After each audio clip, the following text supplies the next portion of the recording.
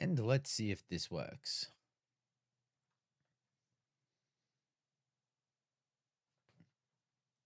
Hurrah! It does work. Thank fucking God. I have just been bashing my head against the wall.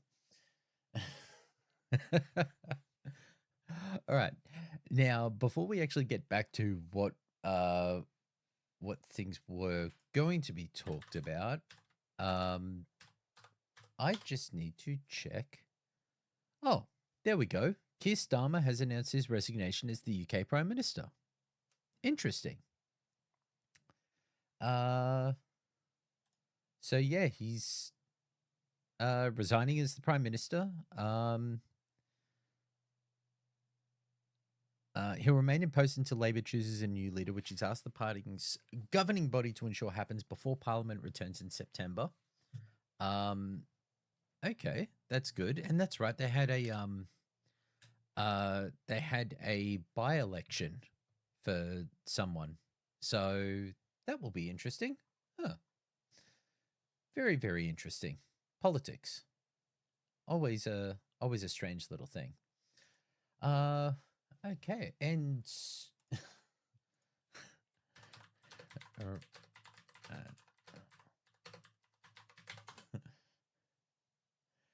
okay, so it's in terms of the other little bits and pieces, in terms of gameplay, hey, we got turtles. We got the turtles here. So yeah, that is actually quite interesting. The UK's had a full run of leaders with starting to try and take Australia for our attempts at having so many prime ministers be elected and then removed as quickly as humanly possible.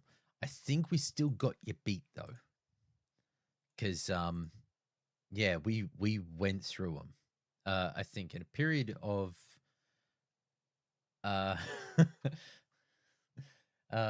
period of, what was it? It was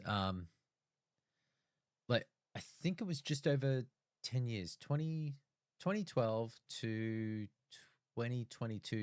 Yeah, because Albo was elected 2022, 23, 24, 20. Yeah, that would be it. We have 3-year terms. So we had Kevin Rudd, Julie Gillard. So Kevin Rudd won the election. Then his popularity was falling so much. Give you another 2 years? Well, here's the thing. We had Kevin Rudd elected into Parliament 2008. We then had in 2010, I believe it was, Rudd was knifed by his deputy, who was Julia Gillard. Julia Gillard then went to an election with a majority and came out with a minority. She had to make a deal with independents to be able to get confidence of government or confidence of control, or to actually control the House.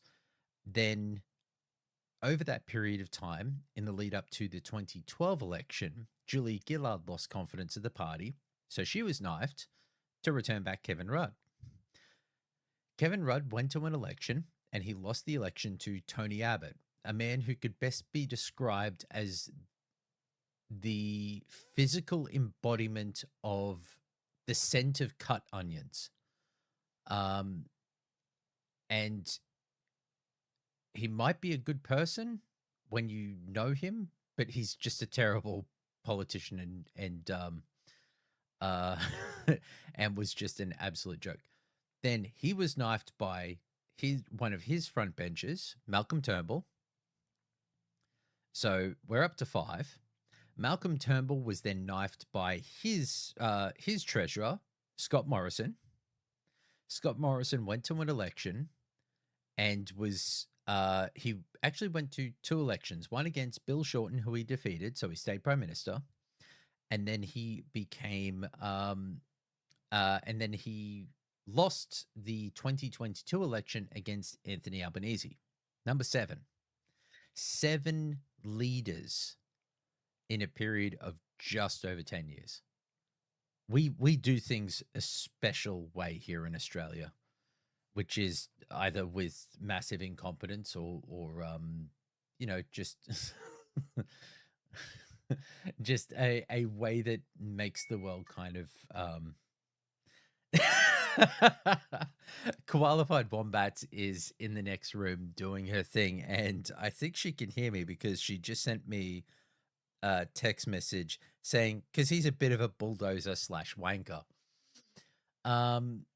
Yeah, as Turtles has just brought up, at least you've got the sun. The sun is one of those consolation prizes to having our politicians, ultimately kind of fall apart at the seams. And with that, you would then think that considering the turmoil in the world, we had an election last year, 25.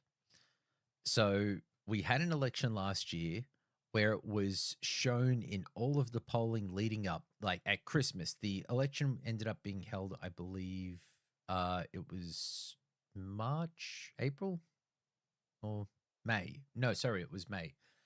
So it was at the start of May. And since Christmas of the previous year, we had incredibly bad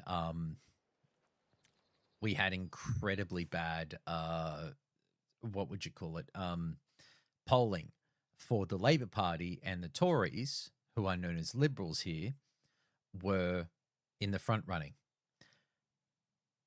And then we get to the election and Labour doesn't just get returned to power, or returned to power with the same element. Our House of Representatives is 150 seats, so you have to win 76 seats. I believe that what they held was, I think it was 81 seats at the previous election. They got returned, I believe, with 93, 94 seats in the end, wiping out a massive part. They got returned with the majority over the top, which is just hilarious. Although I think for a lot of UK watchers or listeners, the idea of the Tories being returned to power right now, especially with someone like Nigel Farage in the wings, that is a scary, scary prospect, I imagine, for some.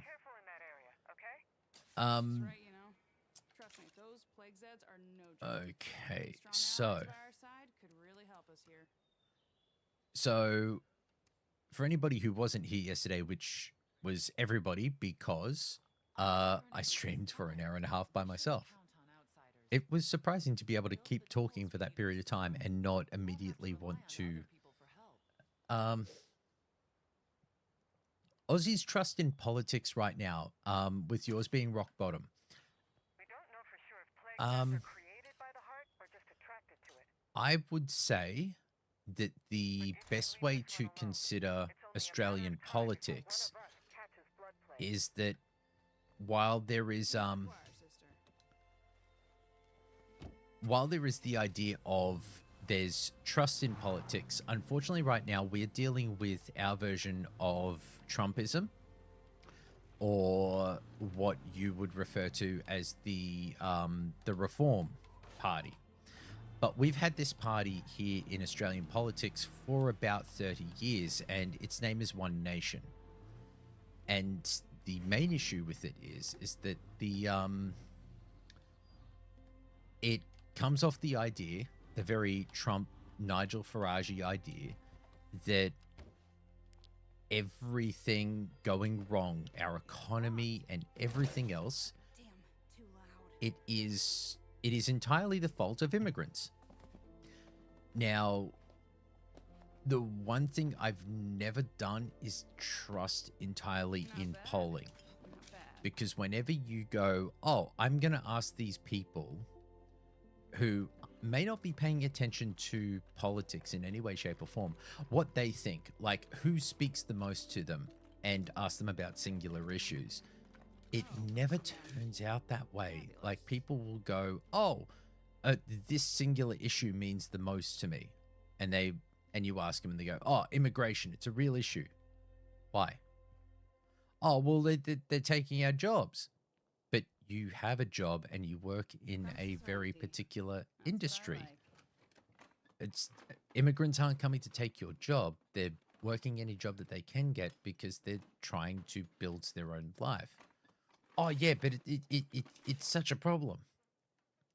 No, it really isn't. And right now, our version, One Nation, is polling at a primary. So, understandably, for anybody out there who doesn't follow the idea of Australian politics, is that we use the Westminster system, which is the same as the UK. That you have an upper and a lower house, and those elements all tie together to be able to create a governing party. You don't actually vote for a prime minister. It's not like a president. You don't vote a person in particular. What you do is you vote in a party, and that person is the leader of that party. So that's how it works in this manner. And the first preference vote is who would you vote for straight off the bat? Like, if you could put a vote in the column to have this person be the prime minister, who would it be? On those sorts of numbers, Pauline Hanson and this One Nation party is currently polling at a rate similar to any of the other major parties. So Labor and the coalition, because our Tories don't have enough people or enough votes to be able to rule unto themselves. They actually don't have enough members, and they don't have enough money to be able to do that. So they have to go into a coalition with a party that's known for, you would consider it, well, we refer to the Nationals, but they're like a rural party. So looking after farmers and people in the, ooh, actually, that's the other thing we need to do. We need to get these plague samples. Immigrants are always a large problem for towns with no immigrants. Yeah, and unfortunately, that is where a lot of this kind of okay, if someone has an issue with immigrants, fine. It's their opinion, their choice. I don't agree with it, and I don't have to agree with it. But they're allowed to have that opinion. Fair enough. If you want to blame immigrants and you think they're the reason that life is not great for you or that the interest rates are high, then you're you don't really understand how any of those things work. So it's like, okay, well, you're entitled to think that way. It's not real life. But if you feel that that's the truth of the world, then we can't tell you any different, because you're not going to listen to anybody with some common sense. So, yeah, there is that slight thing of people going, oh, but it's immigration. They're coming here for welfare. A lot of the time, countries don't ever offer welfare, like any sort of assistance or help with life, until you've either become a resident or that you've become a citizen through marriage or a family bridging visa or anything else like that. But a lot of immigrants want to go to locations where there's a higher possibility of work, because you go out to some locations and people don't want to work on the farms. They don't want to work in healthcare. They don't want to work in old folks' homes. So people end up going there because they're not too proud to do a hard day's work. Like we refer to it here in Australia, like a hard day's yakka, which is a very Australian thing to say. But like anybody who comes to this country and is like, well, it's better than what I was dealing with back home, which was persecution and everything else. They're like, wait, I'm going to get paid reasonable rates to, work and have, do work without being persecuted for my religion or my beliefs or anything else, fuck yeah, of course you're going to do that. And you're going to want to join and kind of become part of that culture by bringing your own ideas, your own elements, things that are important to you, and bring them into a new place with new people, new friends, new family, all of those things. And One Nation is trying to push against that very ideal because their leader is honestly a strange case would be probably giving her too much credit. She's a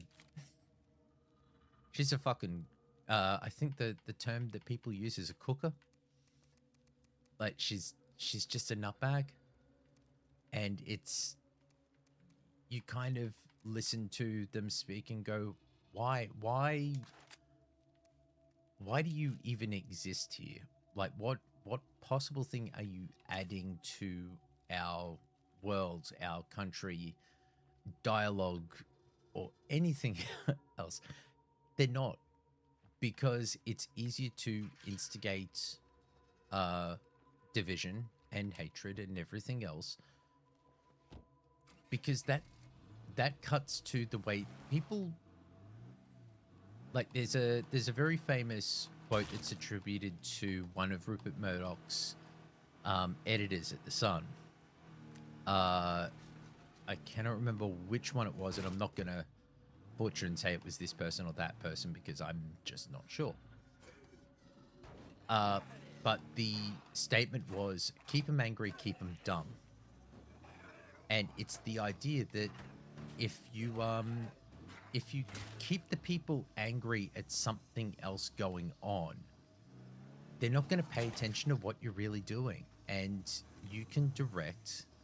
Actually, no, surprisingly, it wasn't Piers Morgan. It was someone even before Piers Morgan, in a surprising turn of events, considering that most of the time I would probably attribute a lot of terrible things in this world to Piers Morgan.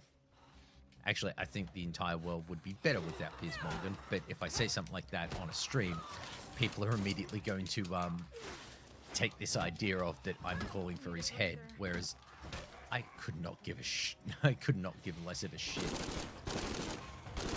Oh, this is not going to go well for me. Oh, no. Let's see if I can get out of here. Oh, Jesus, these guys are swarming the car.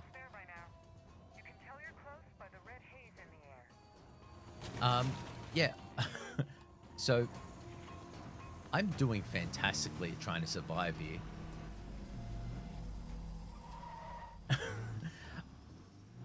Yeah, so we basically right now have all of this dialogue happening with the idea of this One Nation party, that everybody should be worried. We should be worried about the immigrants because the immigrants are taking our jobs and causing these issues. Oh shit.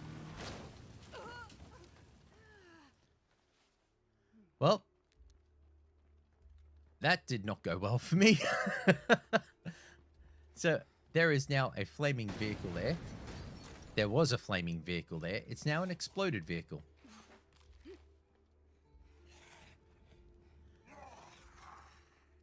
And now I've got to try and walk all the way back. Jesus Christ. The idea of how politics is kind of going. Right now, trust in politics is that it's always in flux. I don't know if I've ever really seen politicians, like, trust is a hard thing because it ultimately ends up being, a lot of people operate on the better the devil you know concept, that, oh, well, they couldn't be, this new person couldn't be as bad as this previous person because I thought that they were a bag of dicks. But you end up finding sooner or later you get it wrong. Like, people honestly thought that Malcolm Turnbull was a bad prime minister. He was a prime minister who was ineffective because his own party were like, no, climate change isn't real and you're a tool. We're going to do everything we can to get you out because we don't believe in it. And then we got Scott Morrison. And Scott Morrison probably set back the country by about 15 years. Oh my God, did you follow me in here? How dare you? That's what I get for not shutting the front door. See what happens? But for some reason we kept him. And people believed that, oh no, he'll be fine, he'll be great. He knows what he's doing, he's prime ministerial. And oh my God, did people ever get it wrong? He was a fuckwit of the highest order. And he basically just... This blood plague is kicking my ass. Oh, Jesus, he's got less than... If you die, I will kick you. Oh my God, he had less than 1 minute until he would become a zombie. Coming in clutch, and all that cost me was a car blowing up. Something to do.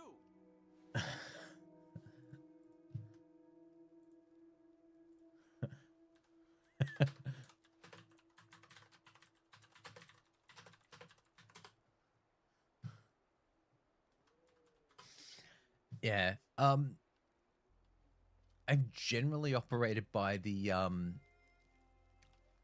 better the devil you know. There's always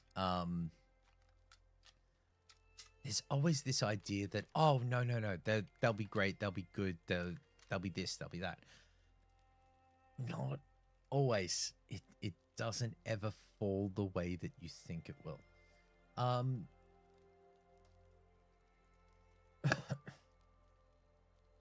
Okay.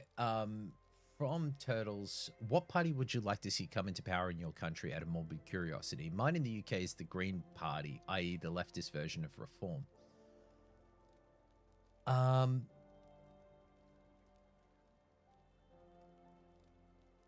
Honestly, the Labour Party is who I've generally supported. Like, I'm pretty much a flux person in terms of political beliefs, because I don't think any one side ever gets it right every single time. And I don't think that there's like, if you are absolutist about anything, it can just it can basically fall apart very, very quickly, because there will be some points where you go, oh, that could, cause hassles or issues or maybe complications for this or that. But no one really wants to, like,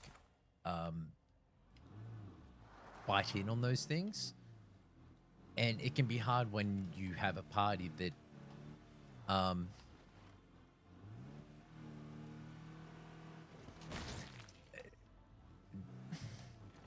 see, it can be tough.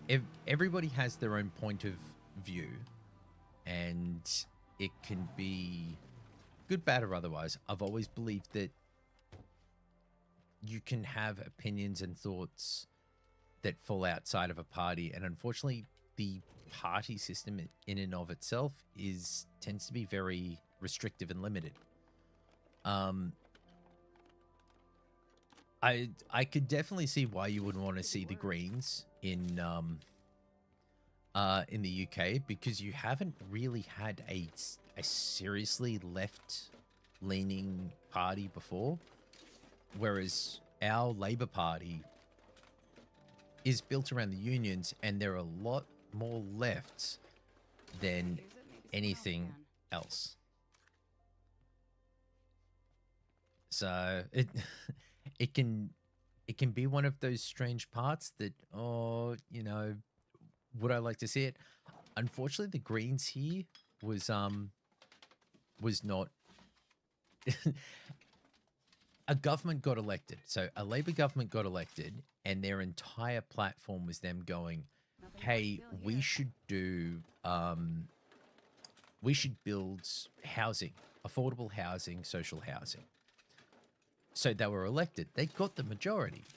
So you would go, "Oh, okay, well, you guys, like you've got the party, or you've got the control. So let's see how we can discuss and build these things to work together. That would be smart. That would be cool." No, the Greens Party managed to have a control element in the Senate. So The place so has been bled dry. the Time to move on. the Labour Party went, "Okay, this is our proposal. We want to submit to Parliament that we will actually put in, if instead of having to have a 10% deposit for a house, the government would actually put in 5% of that deposit, so that people would only have to come up with 5% on a house. The government would guarantee 5% of that deposit, and they would actually buy into a percentage of the mortgage of that house. So they would cover half the mortgage in a sense. So instead, if you wanted to buy an $800,000 home, remember this is Australian dollars, not UK dollars, the government would basically buy $400,000. They would get a $400,000 mortgage with you on that amount of money. So this was an idea to be able to help people get a head start.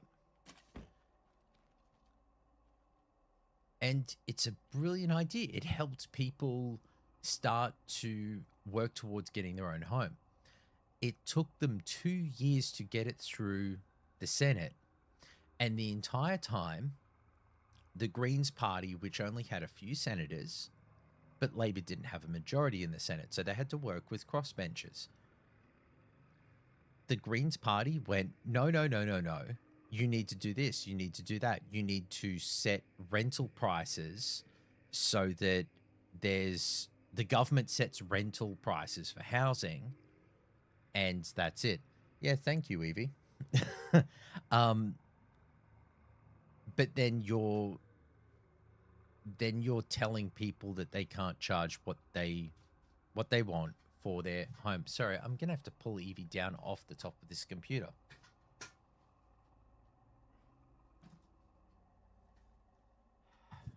Small kittens, man. Small kittens. So how would you feel if you managed to do well enough in life that No you way we're had catching this blood plague bullshit. that you got ahead in life, and you got a second mortgage, and you managed to get an investment property, and you're able to cover so much, but the rent on it is, say, $500 a week. But then the government comes in and says, "No, no, no, you can only charge $380 a week." Why? Oh, because we say so. That kind of just falls into it starts walking a very key line where it's like, oh, you're then starting to have a bit too much government overreach. So our Labour Party ended up had to spend 2 years fighting the Greens on this, going, "What about if we do it this way?" "Nope, rental control." "What if we do it this way instead? What if we, we'll do this? Would you be up for it?" "Nope, rental control." Hey neighbor. And they continued pushing that again and again and again. So Thanks. when it came time for the election, Just an FYI, our neighbor had some nice explosives to share. hold on. Having a trade partner like this is pretty All right, we got to go pick up this person and go see if we can. Haven't given you too much trouble. All right. Ooh, hold on. Maybe Thanks. I appreciate having some backup out here. supply drops, melee, ranged weapons. Damn. Nope, can't use them. All right, we're just gonna have to go and try and work on this. Work on this plague heart. So the Greens spent the entire 2 years pushing back against this, going, how dare you? You can't, we demand rental control. You can't pass these laws. And then going into the media and going, look at this ineffective government. They can't pass this. They're not willing to do what's right for Australians, rah, rah, rah, rah, rah. You know, the general faff that you expect from any politician, because they're all politicians. They then went to the election and they held 3 seats in the lower house, in the what would be described for everything as the House of Commons, I think it is. So they spent that time. They had 3 seats there. They then basically fell apart and they lost every single one of their seats. So they had their leader, the leader of the Greens Party was actually in the House of Representatives, and he lost his seat, and their 2IC, and their other people. Basically, everybody involved got voted out, and it was, in a sense, because they spent all of this time obstructing the progress of the government. So it ends up being a really weird thing. I would be interested to see what the UK would be like with the Greens, because I would imagine that the UK has had such kind of like stricter centrist governments when it's been Labour, but then when it's been the Tories, they've gone so right wing and so kind of like imposing upon just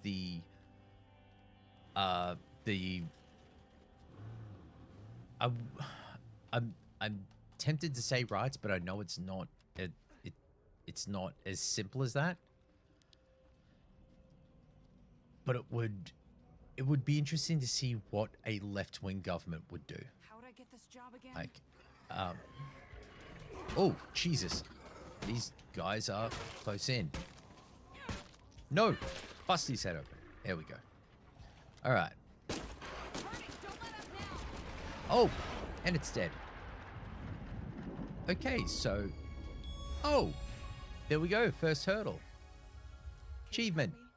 You destroyed a plague heart with the minimum difficulty set to dread or higher. I can work with that. Fantastic. So, all right. So you're still doing your thing. Okay. Okay, from OMG Turtles. Tories started right, but went more center. Labour's basically the same right now. That seems to be where so much of the world is currently kind of planted. We had Jeremy Corbyn, who wanted to make Labour far leftist. He was dispatched within a couple of years. That is actually, I do remember that.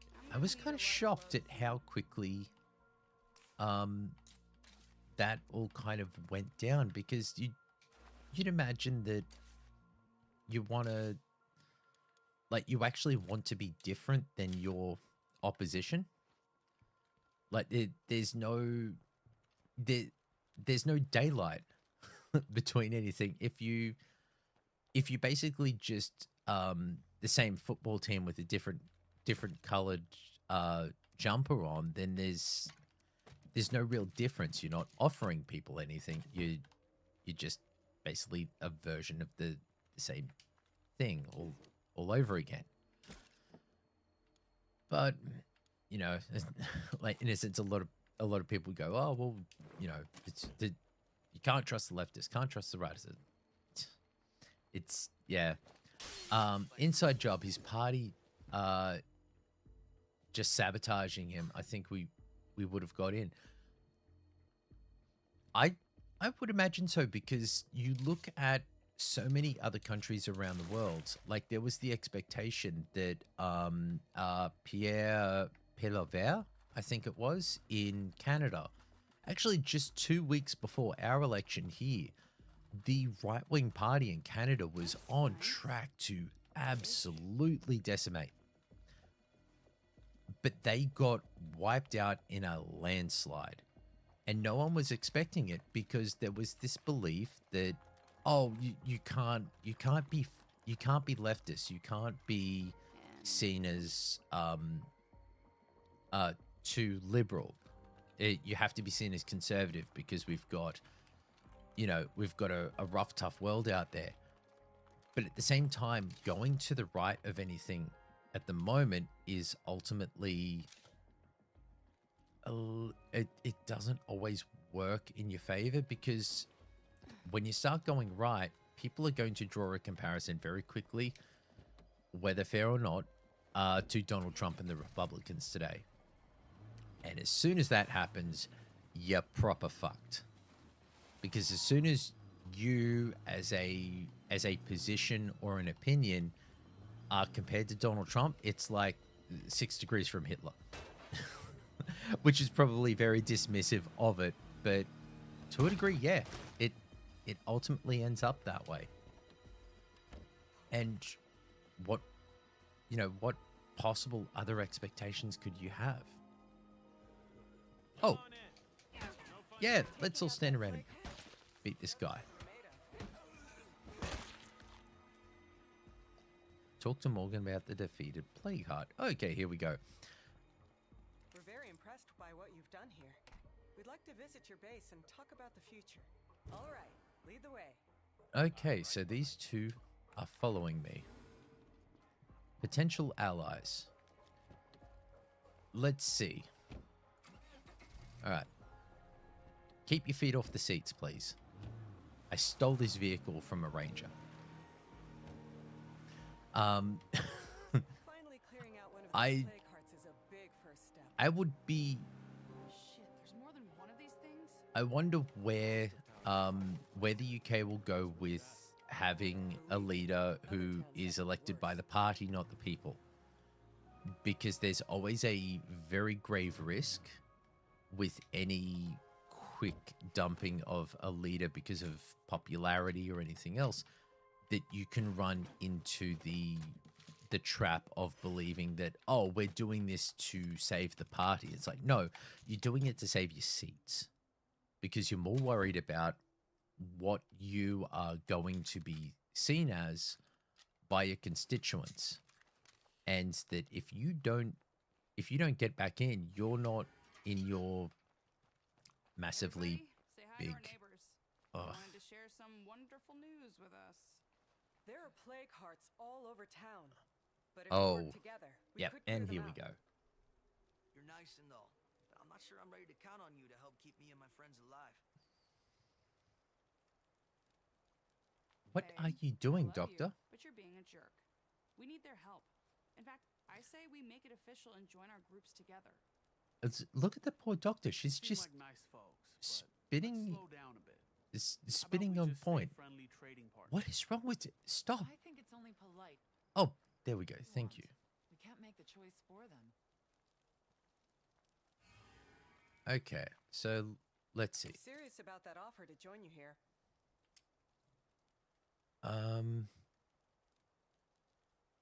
Okay. Part of the distrust from me right now had MPs on all sides warning everybody against reform for being populist politics, and then they go and change leaders because they lost some seats. This is where a larger aspect of any form of, I would say, public service, but to a degree, maybe public service, maybe just the way that How about I not people get sick and die out here? I'm serious see about that things. offer to join you here. Good call. I We're going to this will recruit work them out in. well. If they don't work out, Looks like you're a bit short on bunks, though. okay, yeah, fine. Told you it was a shithole, right? I'm sure we can find a nicer place before too long. All right. All right. So there we've got more beds. Okay, cool. Maybe nobody Oh, wants hello, to hear Yahtzee. this, but we have to get organized. If we keep making things up as we go, sooner or later it's gonna bite us in the ass. I gotta pick somebody to be in charge. I'm not even sure I want the job, but I do know what I'd do if I had it. All right. So someone here has the blood As plague, the town sheriff, and I'm I'd going make sure everybody around here is working together and getting along. So.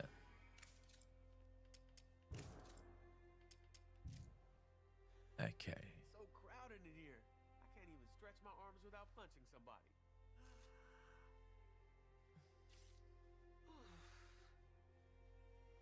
Jesus. One of the aspects of especially populist parties and elements in that matter, we're going to call it therefore the state of decayedness, because from here it now becomes a rather large branch off, and I'm going to actually need to pay attention. But this conversation is interesting, so we're going to keep with that. One of the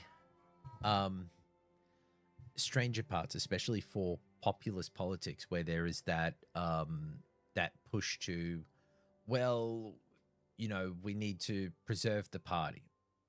There's always this belief in preservation. Politics should always be seen as exactly what it is. You should be thinking about the person who represents you in your seat. Are they doing things for you?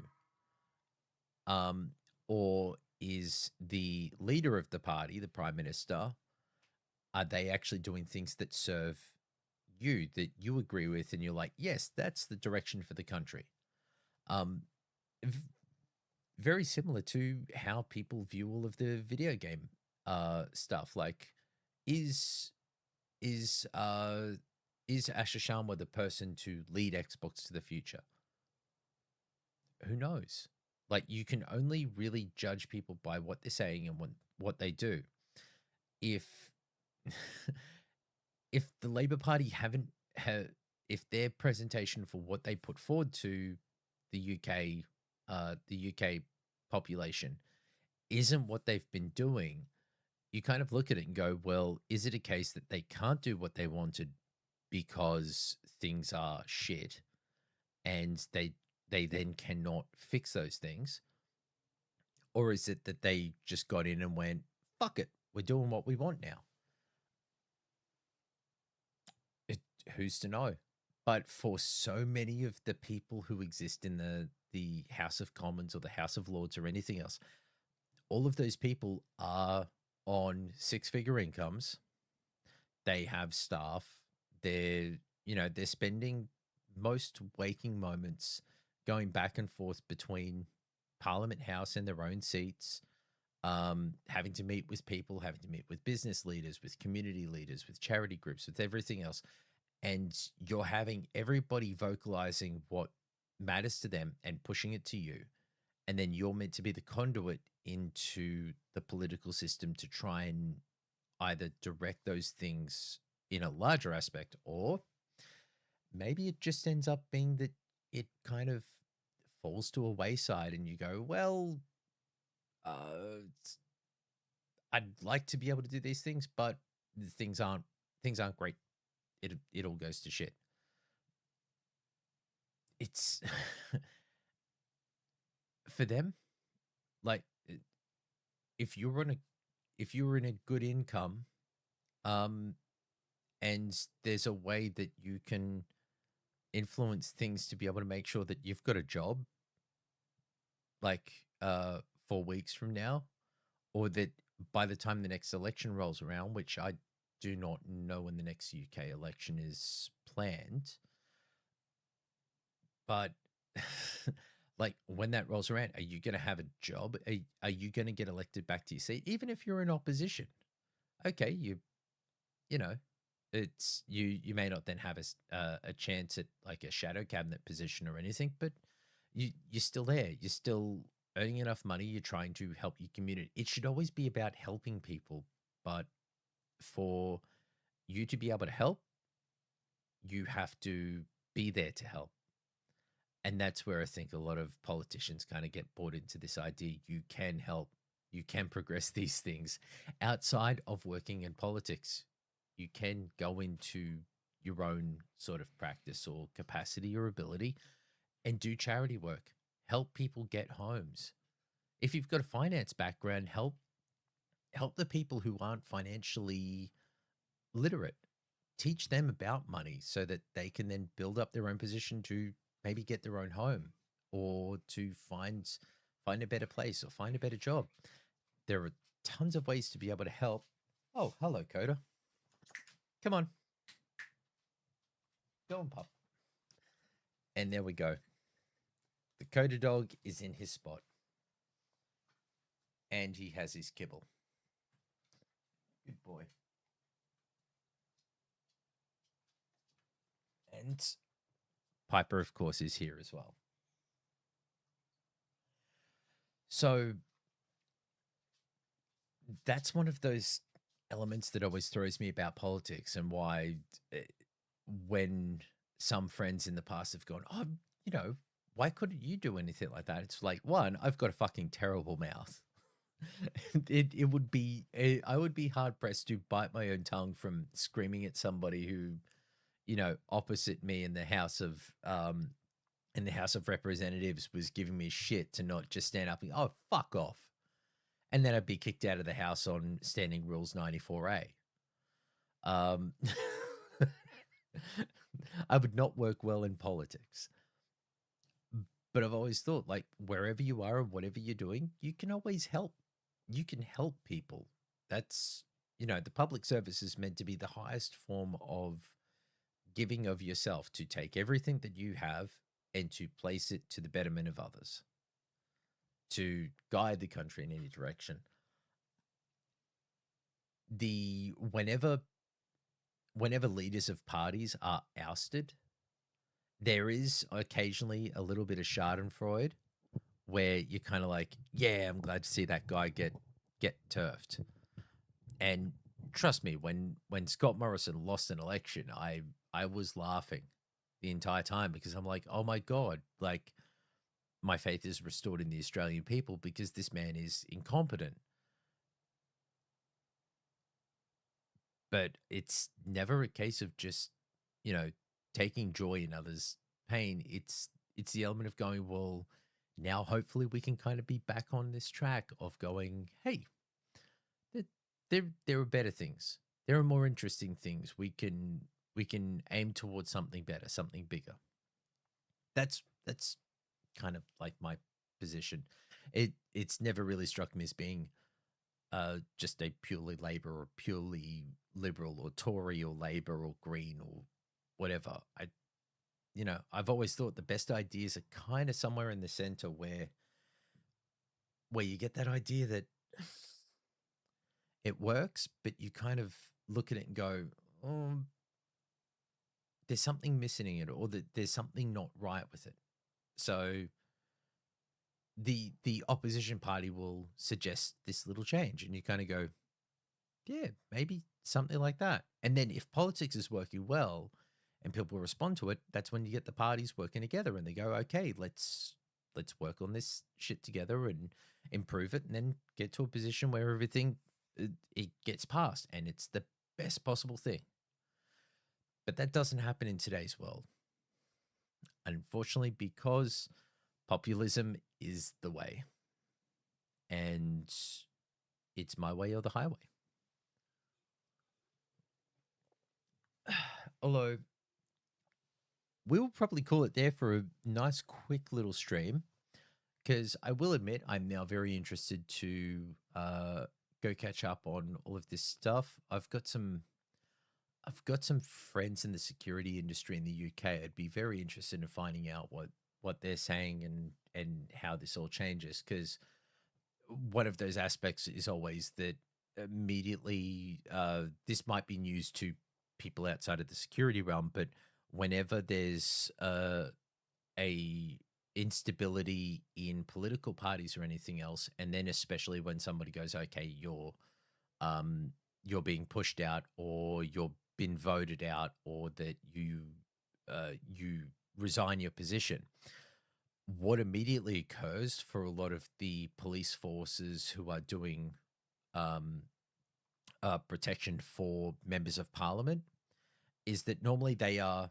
managing the senior cabinet ministers. So, say the Minister for Health, Minister for Education, blah, blah, blah. They generally have security who will be following them around doing things.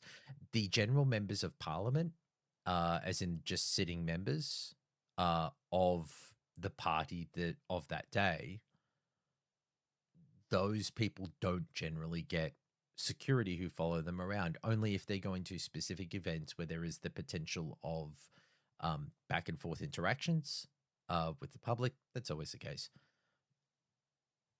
But in moments like this, when a leader is potentially finishing up, it will then change, and it will go, oh, okay, now it is now it's a case of, well, there's no one there.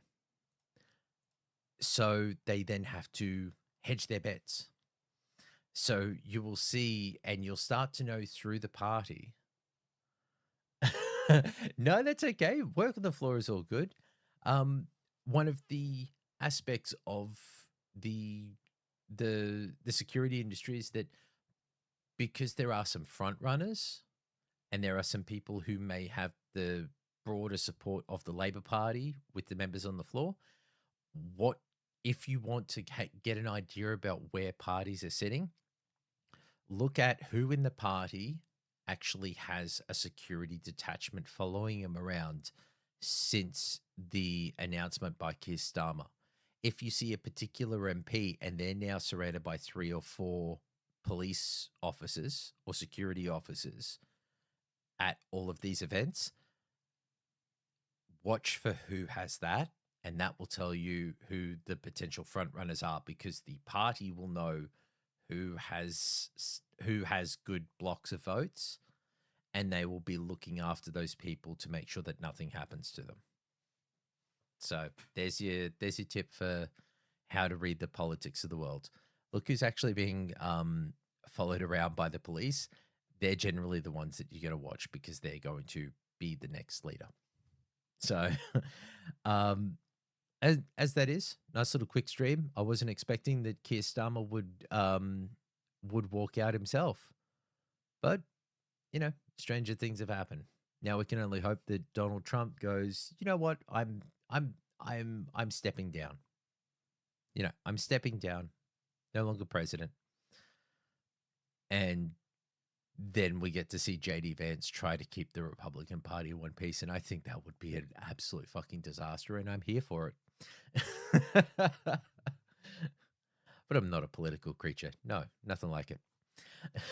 So we'll be back to stream, I think Wednesday, like Monday, Wednesdays, Fridays seems to be the sort of thing for me. I quite like that. It's like a couple of days for me, a couple of days for streaming, and just continuing to keep this going.